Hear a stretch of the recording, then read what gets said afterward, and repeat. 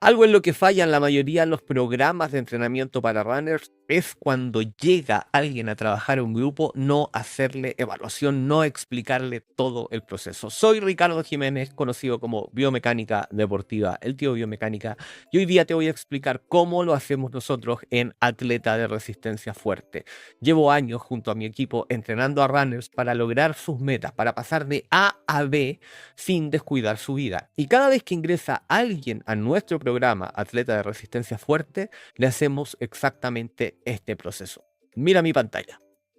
Lo que puedes ver aquí es que cuando ingresa un runner al programa, lo que hacemos con este runner es, en primer lugar, conocerlo, conocer su historial deportivo, conocer sus hábitos, conocer sus lesiones, conocer cómo es su vida. Y para esto lo entrevistamos. Nadie ingresa sin una entrevista.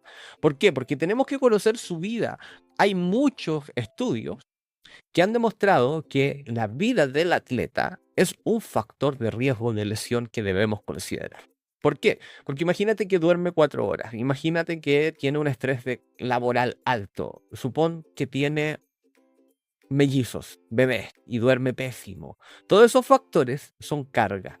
Y esa carga, tu cuerpo no distingue si es del entrenamiento, del trabajo, del día a día, de problemas familiares, simplemente lo interpreta como carga, cansancio, músculos que se recuperan más lento. Todo eso tenemos que conocer. O supón, tenemos a Ricardo, que es triatleta, que trabaja en cuarto turno. En Chile es un sistema que entras un día a las 8 de la mañana, sales a las 8 de la noche, al día siguiente entras a las 8 de la noche, sales a las 8 de la mañana, tienes libre ese día que no dormiste la noche anterior, libre al día siguiente y repites el ciclo una y otra vez. Y así como Ricardo, tenemos a Damaris, tenemos a Dominique, tenemos a Fernanda y a muchos otros que trabajan en este tipo de turnos, por lo tanto el entrenamiento no puede ser igual. Tenemos que conocer sus hábitos, tenemos que conocer su historial de lesiones, porque es el principal factor de riesgo para que ocurra una nueva lesión en el futuro. Y somos nosotros, los entrenadores, los que tenemos que ver todo ese tipo de cosas. Entonces, conocemos todo esto en una entrevista, hacemos esta anamnesis que llamamos los clínicos, en donde vemos su historial, lesiones deportivas, remedios, vemos si ha sido operado, distintos tipos de cosas. Y además le explicamos qué esperamos nosotros de esa persona, compromiso, que nos avise todo tipo de cosas cuando vayan a ocurrir. Por ejemplo, no puedo entrenar porque tengo un almuerzo familiar, no puedo entrenar porque tengo un viaje de trabajo y va a ser imposible. Así uno puede ajustar el plan. ¿Qué espera de nosotros? ¿En qué momentos podemos comunicarnos? ¿Cuándo sí? ¿Cuándo no? ¿Cómo se hacen los procesos? ¿Cuáles aplicaciones vamos a ocupar? En nuestro caso ocupamos Training Peaks y Carbis, pero tú puedes ocupar cualquier otra. Entonces, todo este proceso que va explicado acá, más un manual que le llamamos el manual del atleta de resistencia, es lo que conocemos como onboarding, el proceso inicial. Así todos tienen claridad. Y luego de esto comienza la evaluación. Y en la evaluación vemos muchas cosas. Vemos cómo está la movilidad, cómo se mueve el dedo gordo del pie, la rodilla, la cadera, cómo se mueve todo el tobillo, cómo se mueve la columna torácica, los hombros, ¿tiene movilidad adecuada para correr, para nadar o no la tiene? Porque si no la tiene, hay algunos rangos disminuidos que son un factor de riesgo de lesión que podemos modificar. Evaluamos cómo está el control del movimiento, cómo está la fuerza, cómo está la resistencia del core, súper clave, en nado, en bicicleta, en el cerro, alguien que va a hacer un ultramaratón, en la calle cuando ya llevas 30 kilómetros corriendo y estás en estado de fatiga. Evaluamos cómo está la saltabilidad y hacemos una evaluación biomecánica. O sea, los vemos correr y detectamos factores de riesgo, factores de eficiencia, qué mejorar, qué cosas son más importantes para ese atleta. Y finalmente hacemos una evaluación fisiológica. ¿Qué significa eso? Que medimos dónde está su velocidad aeróbica máxima, dónde están sus umbrales, estos famosos primer umbral y segundo umbral del running, en los que van a ser claves para determinar los ritmos que va a poder sostener cada uno de estos atletas. Con esto tomamos sus datos, los correlacionamos y decimos, boom, esta es tu hoja de ruta, este es tu roadmap. ¿Y qué es un roadmap?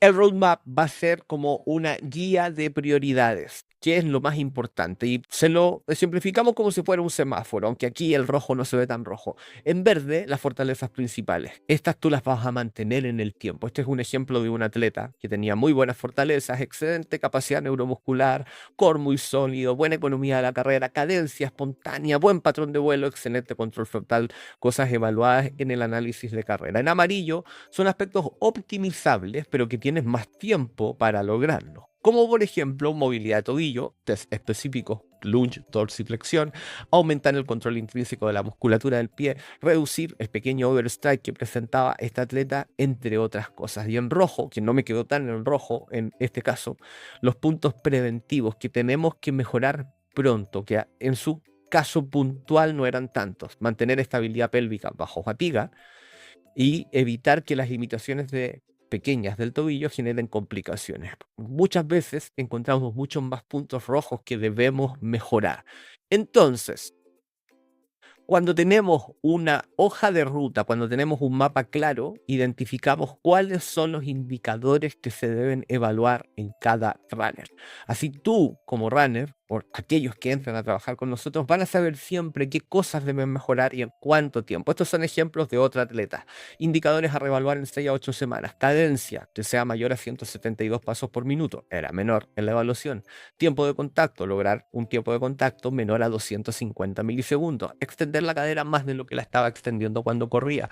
Disminuir la caída de la pelvis cuando va corriendo. Mejorar la reactividad en un número específico y lograr elevar las elevaciones de talón, aumentar ese número, entre otras cosas. De esta forma, tenemos una ruta clara. Un atleta entra y lo hacemos progresar. Y esto es simplemente una muestra del progreso físico, ¿sí? Porque hay muchos más detalles. Ahora tenemos un roadmap específico para hacer progresar a cada atleta en función de sus objetivos, en los distintos ciclos que vamos a ir abordando de preparación para las competencias hacia las cuales están apuntando a prepararse. Por ejemplo, dependiendo del objetivo con el que ingresas a trabajar, o dependiendo de tu objetivo como runner, vas a plantearte distintos estratos, distintas etapas de carrera, de preparación para esta. Vamos a tener un ciclo base que también puedes encontrarlo en muchas partes como acumulación. Vas a tener un ciclo de construcción que también lo puedes encontrar como transmutación o transformación. Y vas a tener un ciclo específico que puedes encontrarlo como también llamado de realización. Base, construcción, realización. Esto va a cambiar dependiendo de el objetivo del atleta, la distancia, la experiencia que tenga. Imagínate que tienes a dos corredores que quieren hacer un 21K. Juanito, que es novato, que está haciendo una etapa llamada CACOS, caminar, correr, y María, que es avanzada, lleva 7 años corriendo, ha hecho varios 21K, su mejor marca es 1 hora 28 minutos.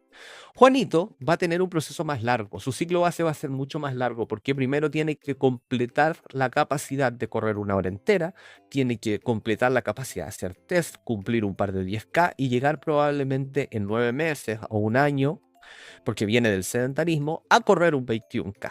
Su ciclo base va a ser mucho más largo, va a tener semanas de trabajo de fuerza importante sin correr, luego va a integrar el running, poco a poco va a ir mejorando el volumen, etc. En cambio, María, que ha hecho un montón de 21K, que corre regularmente hace 7 años, que tiene una base establecida, ya no se va a preparar por tantos meses para esta carrera, sino que, por ejemplo, por 20 semanas, 22 semanas, 16 semanas, dependiendo de la carrera objetivo. Cuando el tiempo es más acotado, porque tienes experiencia y ya has desarrollado base, este ciclo inicial va a ser más corto. Quizás en ella va a ser de 6, 8 semanas, en los cuales también vamos a desarrollar esta base, esta resistencia, pero en menos tiempo porque ya la ha desarrollado con el paso de los años. Entonces, todo depende de la experiencia de los atletas, de los objetivos que tienen, pero cada uno, pedagógicamente hablando, tiene el mismo ciclo. Vamos a pasar ciclos por ciclos, pero van a diferir en tiempo en función de la realidad de cada atleta, de los umbrales que determinamos, de todas las cosas. Y así logramos que el rendimiento sea predecible en nuestros atletas. Si esto te parece interesante, te voy a invitar a que vayas a Instagram, me busques como Biomecánica Deportiva y me mandes un mensaje directo que diga mapa. Si me escribes mapa, yo voy a saber que vas a haber visto este video o vas a haber escuchado quizás el podcast de La Mente al Rendimiento, donde también hablo de esto en algún momento, y te interesa que conversemos sobre atleta de resistencia fuerte. Espero que esto te sirva. Nos vemos pronto por este canal. Que estés muy bien. Adiós.